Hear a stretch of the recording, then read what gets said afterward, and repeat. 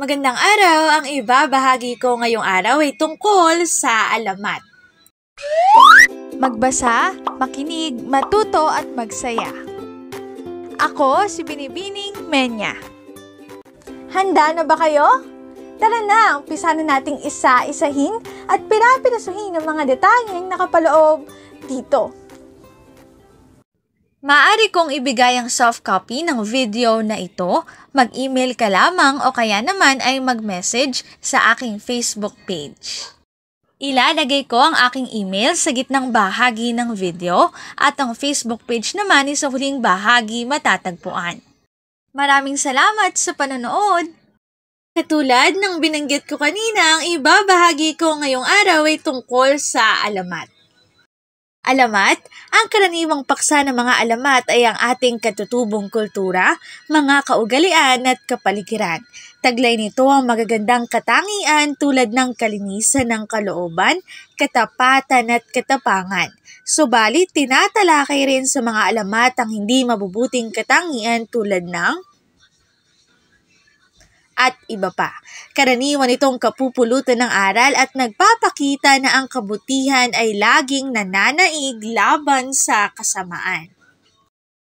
Sa pagdating ng mga lahing nakipag-ugnayan at nakipagkalakalan sa ating mga ninuno tulad ng mga Chino, Indian at Arabe, nagdala ang mga ito ng kani-kanilang kulturang nakapag-ambag ng mga alamat sa ating kapuluan. Sa pagdating ng mga Espanyol na, sa ating bansa, pinalaganap nila ang pananampalatayang Katolisismo. Kaya't sa panahong ito ay saglit na napigil ang paglaganap ng mga katutubong karunungang bayan at panitikang katulad ng mga alamat.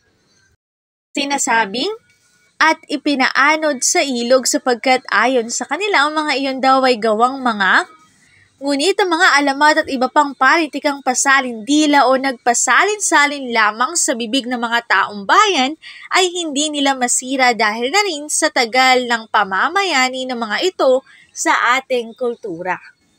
Subalit dahil sa paglaganap nito sa tradisyong pasalindila, nagkaroon ng iba't ibang bersyon ng mga alamat ang lumabas depende sa kung saang rehiyon sa bansa ito nagmula. Gayunpaman, ang alamat sa anumang bersyon nito ay patuloy na tinatangkilik at pinalaganap ng mga Pilipino mula pa noon hanggang sa kasalukuyan.